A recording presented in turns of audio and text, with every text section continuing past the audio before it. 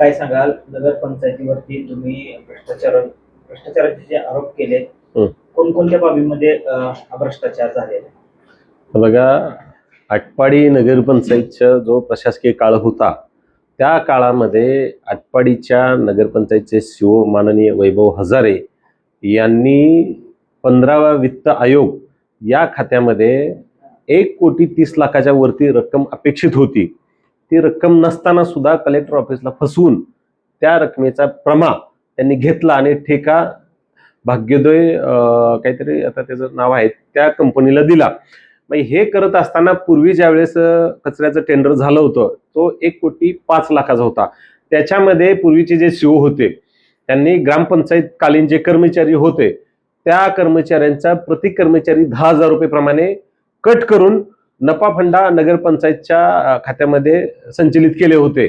परंतु आता ह्या महाशयाने असं केलेलं आहे की त्या ठेकेदाराला ठेका दिल्यानंतर काय असते त्या यंत्रणेची ह्या शहराच्या स्वच्छतेच्या अनुषंगाने त्या सगळी जबाबदारी त्या ठेकेदाराची आहे. त्याच्यामध्ये मनुष्यबळ जे लागेल ते त्यांनी करायचं असते, जी यंत्रणा लागेल त्यांनी द्यायचं असते. नगरपंचायतकडे असलेली समजा घंटागाडी आहे ती फक्त द्यायचं असते, त्याचं भाडं नगरपंचायत घेत असते. परंतु या सीओनी वेगळे नगरपंचायतकालीन कर्मचाऱ्यांना वेगळे नफा फंडातलेच पैसे देऊन पगार केला त्यांनी. म्हणजे नगरपंचायतची फसवणूक केली, आमची फसवणूक केली. इथं नगरपंचायतमध्ये मोठा भ्रष्टाचार केला. त्याचे ते पैसे त्या ठेकेदाराला ते त्यांनी देणं अपेक्षित होते. ह्या महाशयाने नगरपंचायतचेच पैसे दिले. एखाद्या यंत्रणेला ज्यावेळेस स्वच्छतेचं टेंडर देतो सगळं त्यांनीच बघायचं ना.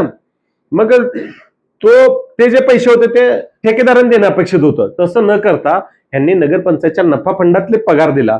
आणि ह्या सगळ्या गोष्टी होत असताना परत दरम्यानच्या काळात इलेक्शन झाली, परत युटी जाधव सर नगराध्यक्ष झाले. ह्या सगळ्या गोष्टी त्यांच्या लक्षात येणं अपेक्षित होतं.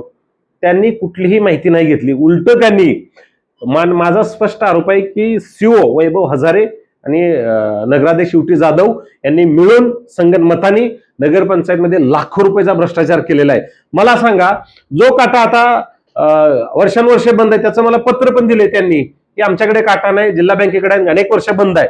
जो बंद काटा आहे त्याची बिलं जोडताय आणि त्याची बिलं जोडून त्याचे पैसे काढून त्या ठेकेदाराला देत आहे. म्हणजे किती फसवणूक करताय मला सांगा. त्या ठेकेदाराकडे किमान 20-25 लोक तर असणं अपेक्षित आहे. नगरपंचायतचे 5-7 कर्मचारी आणि त्यांचे 4-5 कर्मचारी एवढे घेऊन कसं शहर स्वच्छ होणार? लोकांना कसं न्याय देणार? आपण लोकांच्या आरोग्याशी खेळतोय हे मला लक्षात आलं.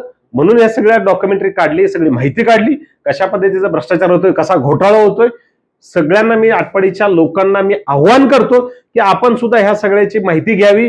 कागदपत्र नगरपंचायतमध्ये पाहिजे असेल तर माझ्याकडे मी सगळ्या गावाला देतो. बघा कशा पद्धतीची आपली फसवणूक हे नगराध्यक्ष आणि हे सीओ करतायत हे तुम्ही फक्त बघा. काय कारवाईची काय मागणी आहे?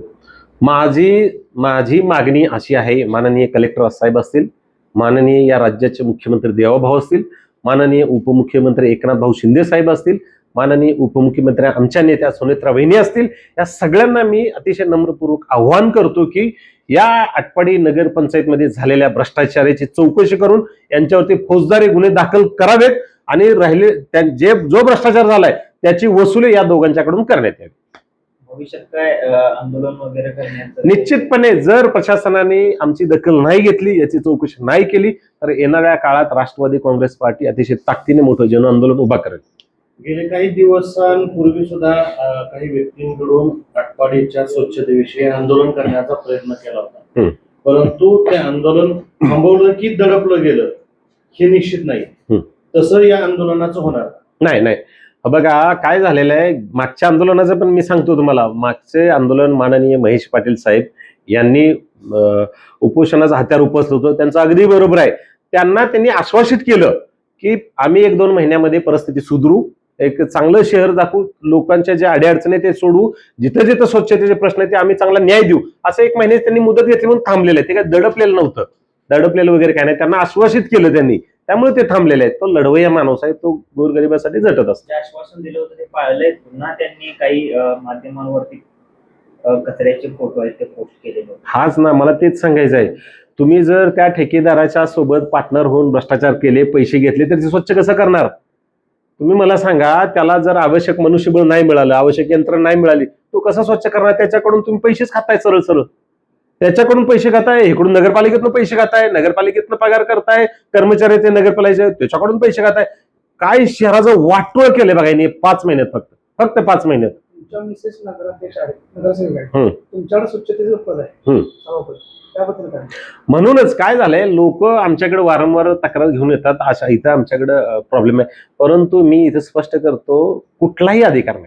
सगळे अधिकार सीओंच्याकडे आहेत, सगळे अधिकार नगराध्यक्षांच्याकडे आहेत.